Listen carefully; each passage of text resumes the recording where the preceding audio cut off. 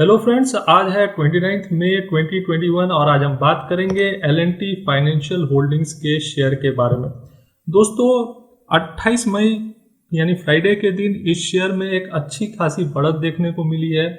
Share करीब करीब 5.5% ऊपर बंद हुआ है। ऐसे में ये सवाल उठता है कि क्या इस शेयर को खरीदना चाहिए, क्या है इस शेयर से रिलेटेड की ट्रिगर्स और क्या है इस शेयर का शॉर्ट टर्म और मीडियम टर्म टारगेट। तो ये सारी बातें मैं इस वीडियो में आपके साथ डिस्कस करूंगा।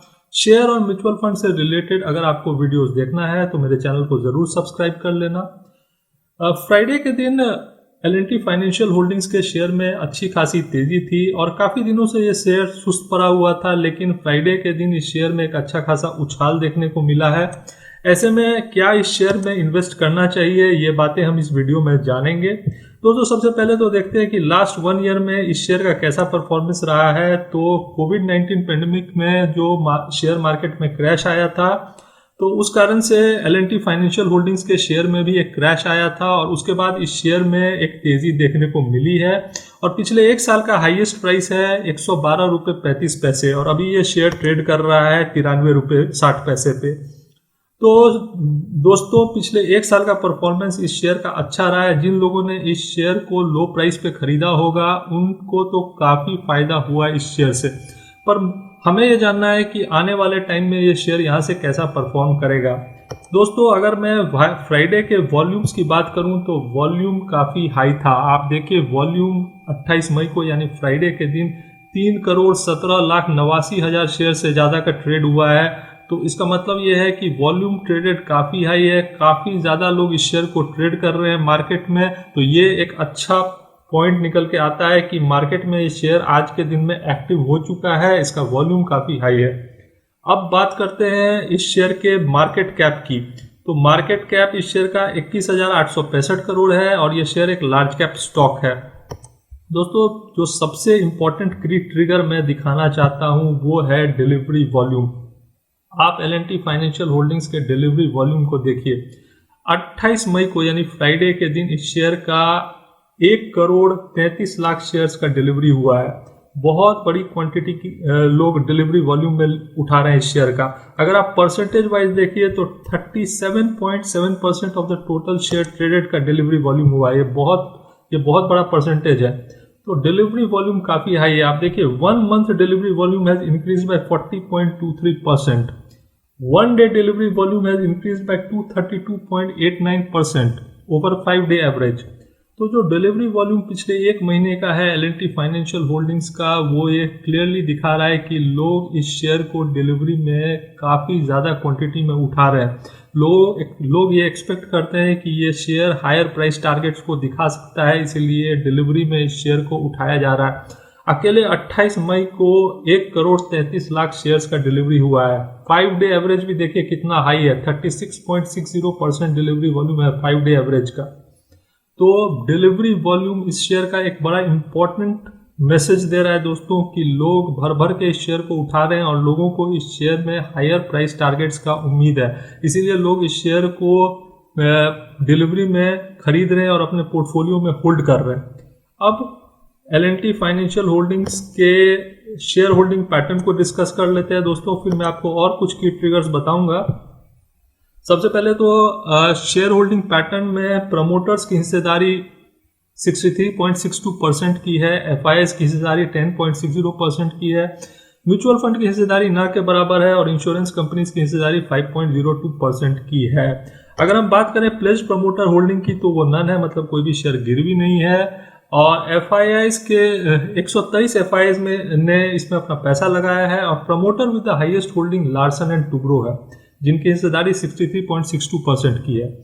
Highest public share holder ICICI prudential life insurance company है, जिसकी हिस्सेदारी 3% की है और इंडिविजुअल इन्वेस्टर्स की हिस्सेदारी 12.79% की है। तो ये तो रहे शेयर होल्डिंग पैटर्न की बात। मैंने आपको डिलीवरी वॉल्यूम से रिलेटेड की ट्रिगर बता ही दिया कि इसका डिलीवरी वॉल्यूम क्या दिखा रहा है कि लोग भर भर के इस शेयर की डिलीवरी ले रहे हैं।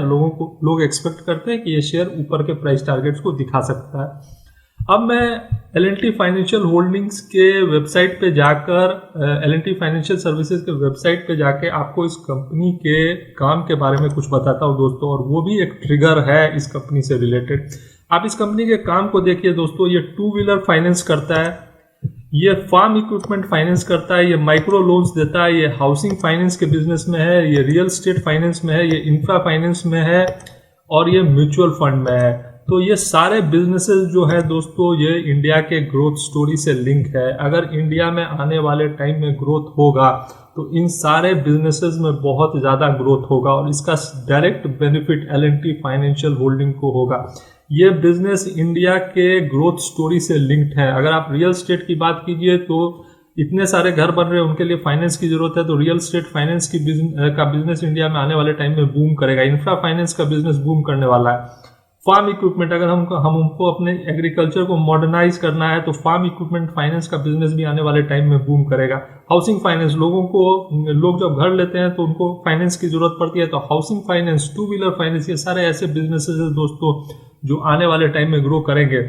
और जिस तरह से म्यूचुअल फंड में लोगों का पार्टिसिपेशन बढ़ रहा है दोस्तों, जिस तरह से शेयर मार्केट हमारा अच्छा परफॉर्म कर रहा है, उससे म्यूचुअल फंड का बिजनेस भी एल&टी फाइनेंस का आने वाले टाइम में काफी ग्रो करेगा। तो अगर इंडिया का ग्रोथ स्टोरी इंटैक्ट रहा दोस्तों, तो जो एक ऐसी कंपनी जिसको इसका फायदा मिलेगा, बहुत ज्यादा फायदा मिलेगा, तो वो एल&टी फाइनेंस है। तो मुझे तो लगता है कि इस कंपनी का लॉन्ग टर्म ग्रोथ स्टोरी बहुत अच्छा है, क्योंकि ये ऐसे बिजनेसेस में इन्वॉल्व है जो इंडिया के ग्रोथ स्टोरी से लिंक्ड है।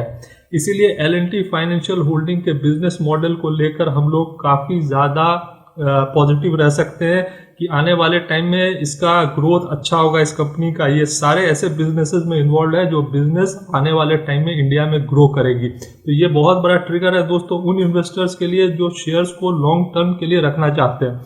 अब मैं आपको इस शेयर के शॉर्ट टर्म टारगेट को बताऊंगा और फिर मीडियम टर्म टारगेट को भी आपके साथ डिस्कस करूंगा, जो मेरा अनुमान है। मैं आपको सबसे पहले इस शेयर का शॉर्ट टर्म टारगेट बताता हूं दोस्तों। एल&टी फाइनेंशियल होल्डिंग अभी ट्रेड कर रहा है 93 रुपीज 60 पैसे पे, और मुझे लगता है दोस्तों कि किसी भी गिरावट में इस शेयर को परचेज करना चाहिए, क्योंकि मुझे लगता है शॉर्ट टर्म में ये शेयर 100 और 102 रुपये के प्राइस टारगेट को दिखा सकता है। 100 to 102 रुपीज के शॉर्ट टर्म प्राइस टारगेट को ये शेयर दिखा सकता है। एल&टी फाइनेंशियल होल्डिंग का शेयर शॉर्ट टर्म में 100-102 रुपये तक जा सकता है।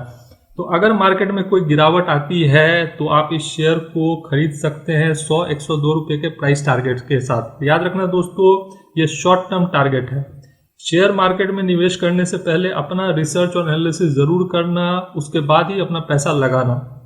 दोस्तों ये मेरा शॉर्ट टर्म टारगेट है। मीडियम टर्म टारगेट मैं आपको बताता हूं। मीडियम टर्म टारगेट में इस शेयर का मानता हूं कि ये शेयर 112 से 115 रुपये तक जा सकता है, जो करीब करीब एक साल का हाई प्राइस है। अगर आप एक साल के हाई प्राइस को देखें तो 112 रुपीज 35 पैसे है। तो मुझे लगता है 112 to 115 रुपीज का प्राइस टारगेट ये शेयर मीडियम टर्म में टच कर लेगा। तो शॉर्ट टर्म और मीडियम टर्म इन्वेस्टर्स के लिए मेरा ऐसा अनुमान है कि ये शेयर अच्छा है। शॉर्ट टर्म में आप इसको 100-102 रुपये के प्राइस टारगेट के लिए और मीडियम टर्म में 112 रुपये के प्राइस टारगेट के लिए खरीद सकते हैं। दोस्तों एल&टी फाइनेंशियल होल्डिंग्स के शेयर ने लॉन्ग टर्म इन्वेस्टर्स को भी निराश नहीं किया है। तो अगर कोई, और इसका जो बिजनेस मॉडल है जैसा मैंने आपके साथ डिस्कस किया वो काफ़ी ज़्यादा अच्छा है, उसमें ग्रोथ की काफ़ी संभावना है। तो मुझे लगता है इस प्राइस पे अगर कोई लॉन्ग टर्म इन्वेस्टर अपने पोर्टफोलियो में एल&टी फाइनेंशियल होल्डिंग्स के शेयर को रखना चाहता है तो उसमें भी कोई खराबी नहीं है। लॉन्ग टर्म में भी ये शेयर बहुत अच्छा परफॉर्म करेगा, ऐसा मेरा मानना है। मैं टिकट टेप पे ले जाना चाहता हूं दोस्तों और कुछ की पॉइंट्स और डिस्कस करना चाहता हूं कि current price is less than the intrinsic value. तो शेयर का जो इंट्रिंसिक वैल्यू है वो करंट प्राइस जो है इंट्रिंसिक वैल्यू से कम है।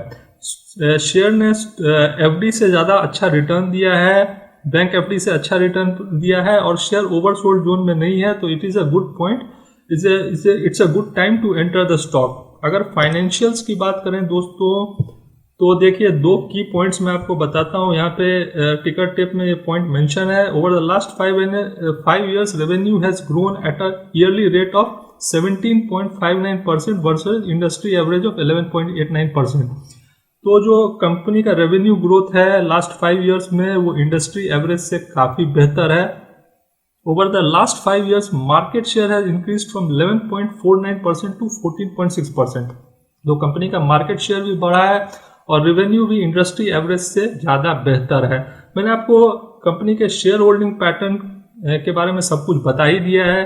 साथ ही मैंने आपको इसके बिजनेस मॉडल से रिलेटेड इंपॉर्टेंट बातें बताई कि ये कंपनी ऐसी बिजनेसेस में है जो आने वाले टाइम में काफ़ी ग्रो करेगी। शॉर्ट टर्म टारगेट मैंने बताया, मीडियम टर्म टारगेट भी मैंने आपके साथ डिस्कस कर लिया। बाजार अभी बहुत ऊपर है दोस्तों, तो अगर कोई गिरावट मिले तब अगर आप इस शेयर में एंट्री करते हैं तो वो ज़्यादा बेटर होगा। लेकिन मुझे लगता है ये प्राइस भी कोई ख़राब नहीं है इस शेयर में घुसने के लिए।